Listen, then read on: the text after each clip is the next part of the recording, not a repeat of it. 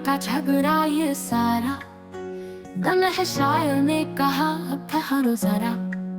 लड्डू ने सिर हिलाया, मेरा वजन भरी है। सोहन हलवा चिल्ला, मगर मैं तो प्यारी हूँ। नन्हा शायर बीच में आया, कलम उठाया और मुस्कुराया।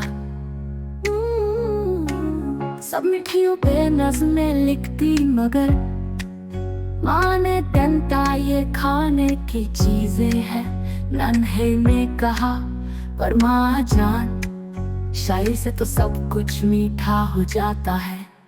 आज मिठाई की दुकान पे है मेला, हर मिठाई कहती है अपनी रेला।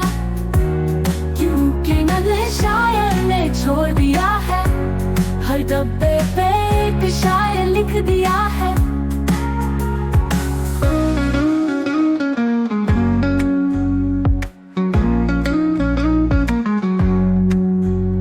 हुआ मीठा झगड़ा ये सारा, नन्हे शायर ने कहा अब ठहरो जरा। लड्डू ने सिर हिलाया, मेरा